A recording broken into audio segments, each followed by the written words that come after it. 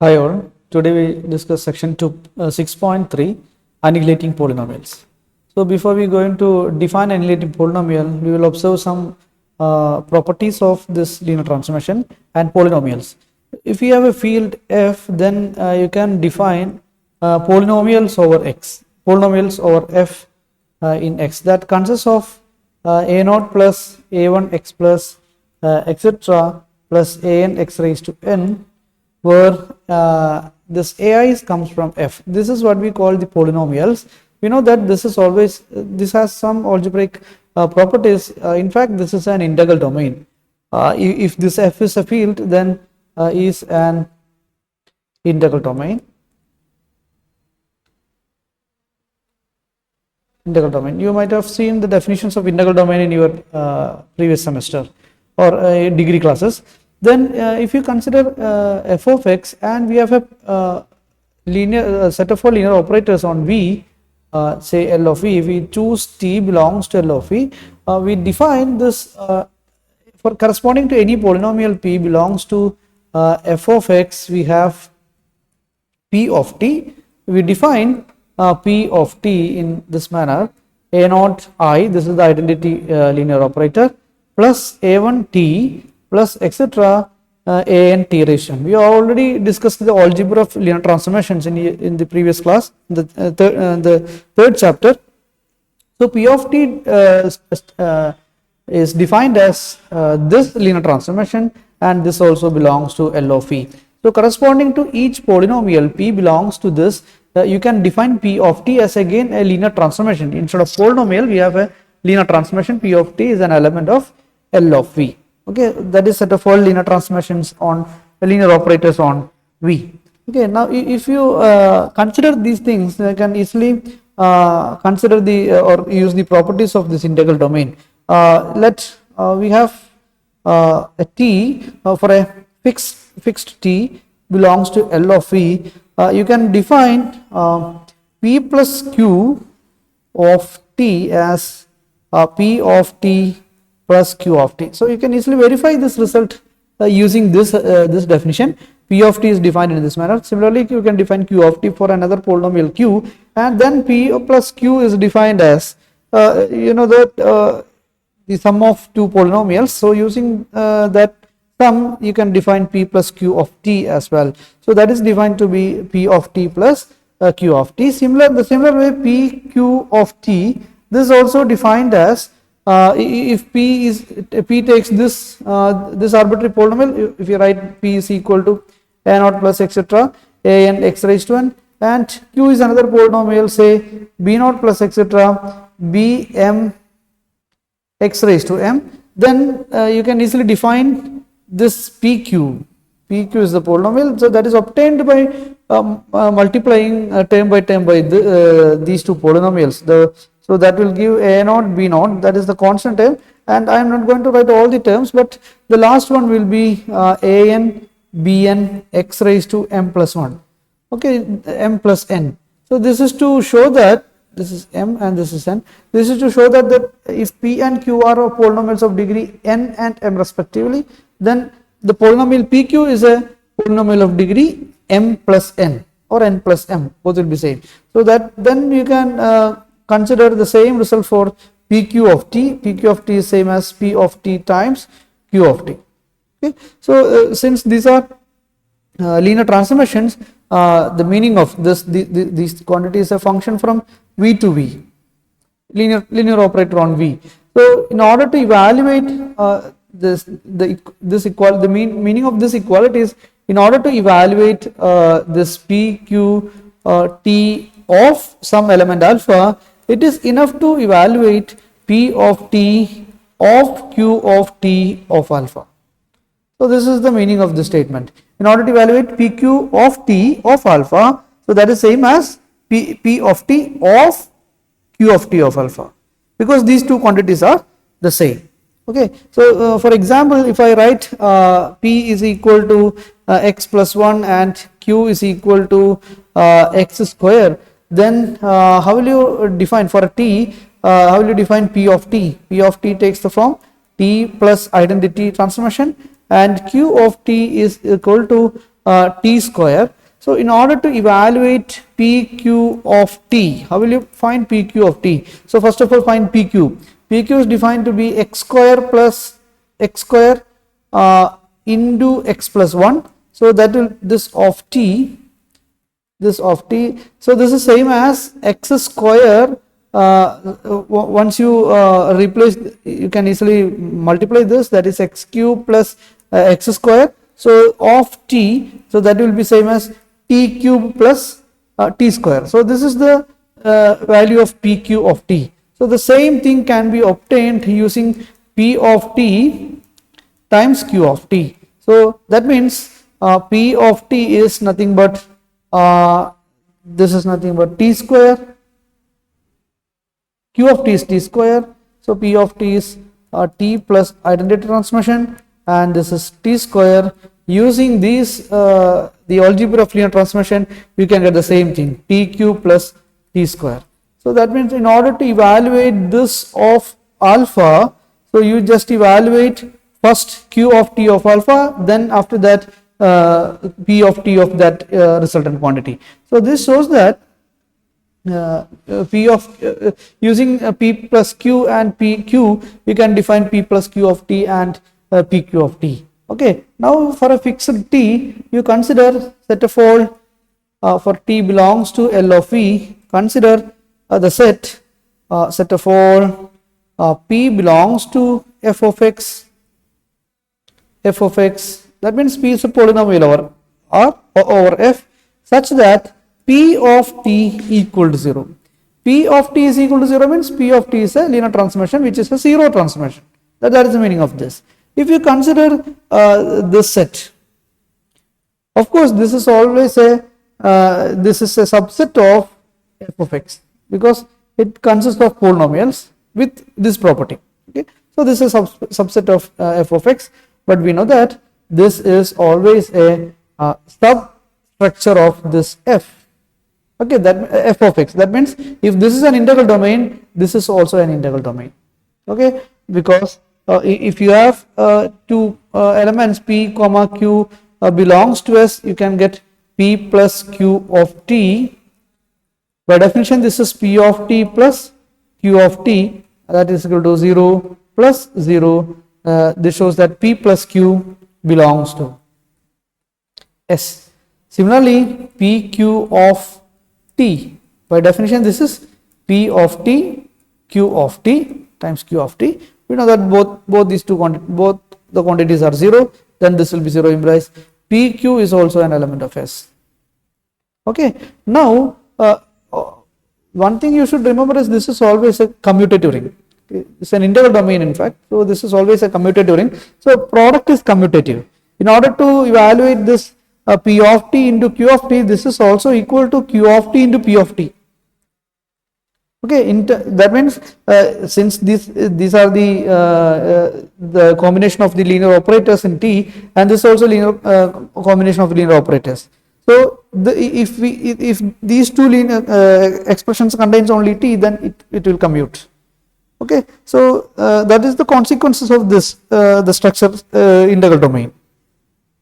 Okay, now we have this S is a you can easily say that if p belongs to this, p belongs to S implies minus p also belongs to S, because p of t equal to 0 implies minus p of t is also 0. Clear? And we have identity transformation. Zero transformation is always in this, zero polynomial is always in this collection, and so this is a S under addition is an additive subgroup, an additive subgroup of f of x. Okay, now we have any r belongs to f of x, any arbitrary polynomial in f of x, then we know that r of or r into p of t, that is equal to r of t into p of t. This is in fact a composition map. P of t is 0 because p this is equal to r of t of 0, that is equal to 0 for all p belongs to S. If you choose any p belongs to S, then R belongs to f of x. We have Rp of t is equal to 0 implies Rp belongs to S. But Rp is same as PR because that is commutative, so PR is also belongs to S. Okay, which shows that subset of f of x is an ideal, okay, ideal of the integral domain f of x.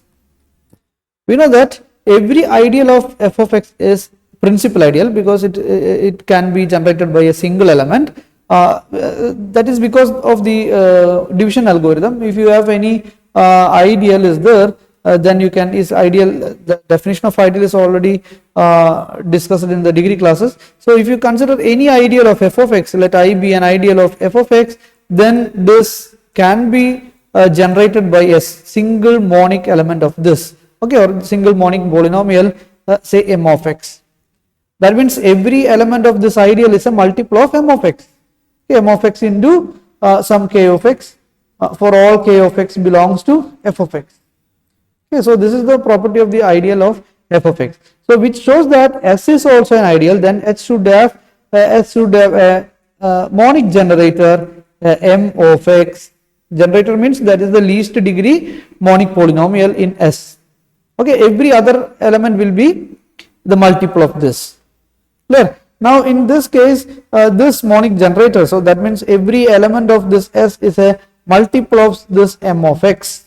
Okay, m of x into some r of x, for all r of x belongs to f of x. This is the set S. And the elements of S are called annihilating polynomial.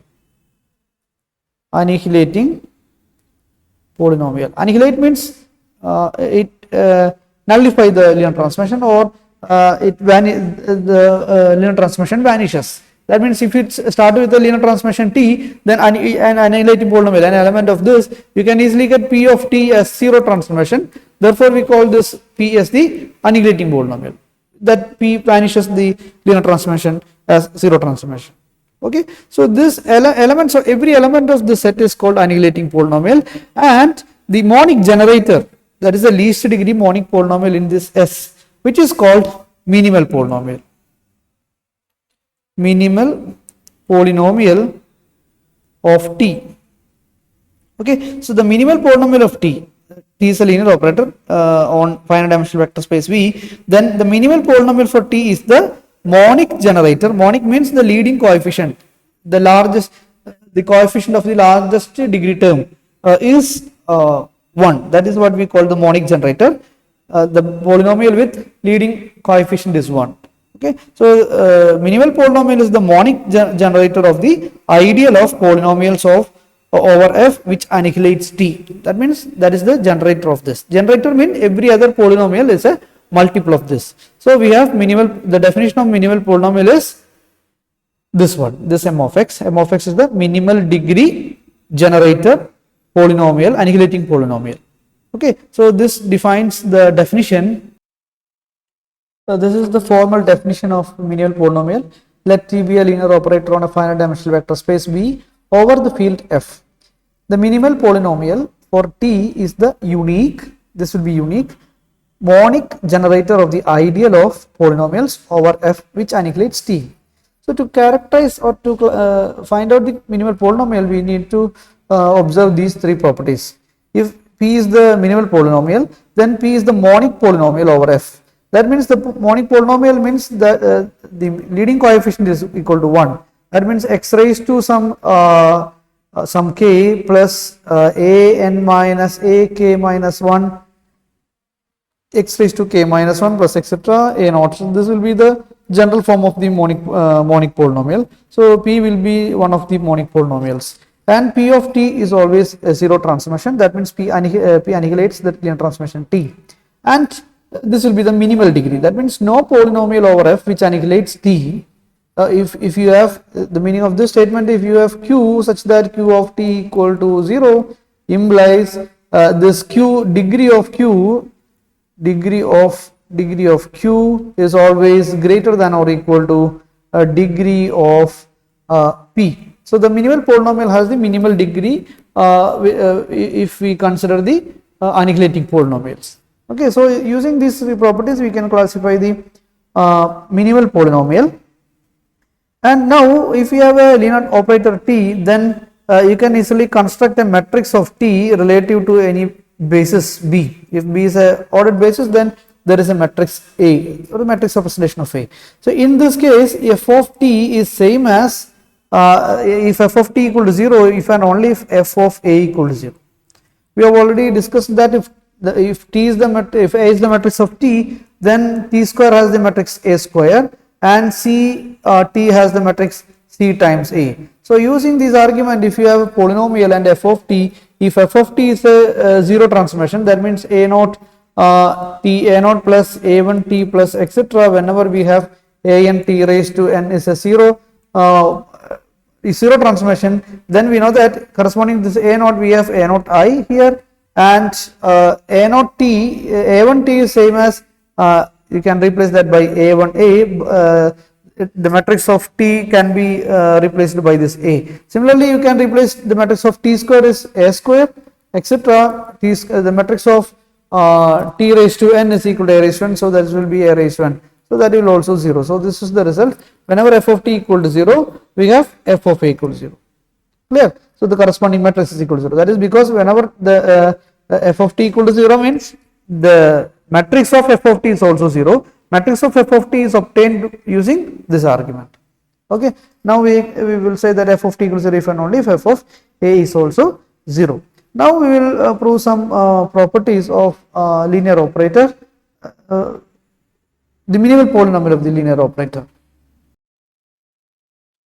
The first property is if you have a T linear transformation on V, dimension of V is taken as n, and if you have any matrix A with matrix over F, n by n matrix over F, then characteristic and minimal polynomials of T or F, T or this A have the same roots with except for multiplicity. Okay, that means we need to prove that if P is the minimal polynomial, then we will prove that P of C equal to 0 if and only if C is a characteristic value. Okay, that means if C is a characteristic value, then that is a characteristic the root of characteristic polynomial. Characteristic value means root of the characteristic polynomial. Then we will prove that P of C equal to 0, where P is the minimal polynomial. And if P of C equal to 0, that means C is the root of minimal polynomial, then C is a characteristic value, that means C is the root of the characteristic polynomial. So we will prove that P of C for a P is the minimal polynomial, then P of C equal to 0 if and only if C is the characteristic value. Okay, so first we suppose that P of C equal to 0. Okay, then we write P is equal to x minus C times Q, where this is the factors theorem. If P of C equal to 0, then x minus a factor, then P is equal to x minus C times Q, then degree of Q is always strictly less than degree of P, because the degree of P can be obtained by degree of Q plus 1. So in fact the degree of Q is always strictly less than degree of Q. Okay, the definition of the minimal polynomial tells us that this Q of T not equal to 0, because P is the annihilating polynomial with minimal degree. So Q of T will not be an annihilating polynomial. Q will not be an annihilating polynomial. That means Q of T never be 0. Okay, Q of T never be 0 means you can easily find a beta such that Q of T of beta is not equal to 0. Q of T is equal to 0 means Q of T is a 0 transformation, then every image is a 0. If Q of T is non-zero means every image of the vector is non-zero. That means you can find out at least one beta such that Q of T of beta equal to not equal to 0, and we will put it as alpha. Alpha is equal to Q of T of beta. Okay, obviously this is a non-zero quantity. Okay, but we know that P is an annihilating polynomial, then P of T of beta is equal to 0. That means P of T is a 0 transformation, then P of T of beta for any beta is equal to 0. So this is equal to, this p of t can be written as, from this expression p of t can be written as t minus ci of q of t of beta, because p is x minus c into q, that means x minus ci into q of t of beta is equal to 0. So this implies this is nothing but t minus ci of q of t of beta equal to 0, and we have put this as alpha. Now we have 0 is equal to t minus ci of alpha equal to 0, that implies t alpha is equal to c alpha, where this alpha is non-zero quantity, because alpha is defined to be the vector q of t of beta, which is non-zero. So we have, whenever c is equal to p of c equal to 0, then you can easily get a non-zero quantity such that t alpha equal to c alpha, that means this c is a characteristic value. So whenever p of c equal to 0, this c is a characteristic value. Now we will prove the converse part, that means if we assume c is a characteristic value, and we will prove that p of c equal to 0.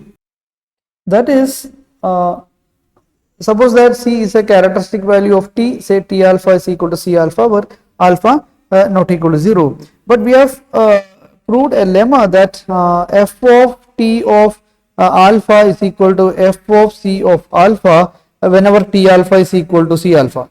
The same lemma has been used here to find out to evaluate the 0 of minimal polynomial. So if this is true for any polynomial f, we apply this result for the minimal polynomial as well. So we have, this p is the minimal polynomial, then we have p of t of alpha the same as p of c times alpha. But we know that since this p is a minimal polynomial, this is a zero transformation. So 0 of alpha will be always 0, then that implies p of c times alpha equal to 0. Okay, we know that this alpha is a non-zero quantity, then using the property of the vector space we can get p of c equal to 0 easily. That means this part is comparatively easy. Okay, so whenever c is a characteristic value, then we have t alpha equal to c alpha. Using the lemma f of t alpha is equal to f of c times alpha for any alpha with this property, then apply this result for minimal polynomial, you can easily get p of c equal to 0. So which shows that if the characteristic polynomial takes the form x minus c1 raised to some d1 etc. x minus ck raised to dk, if once you are given this is the characteristic polynomial, then you can easily write the minimal polynomial as x minus c1 raised to e1 etc. x minus ck raised to ek. So this is the meaning of this theorem 3. C1, C2, Ck are the distinct zeros of the characteristic polynomial, then C1, C2, Ck are the again the zeros of the minimal polynomial as well. So you can assume the characteristic polynomial and minimal polynomial as the same up to the multiplicity. Okay, only the difference will be d1, d2, etc. dk. Okay, so these are the relation between the characteristic polynomial, zeros of characteristic polynomial and minimal polynomial.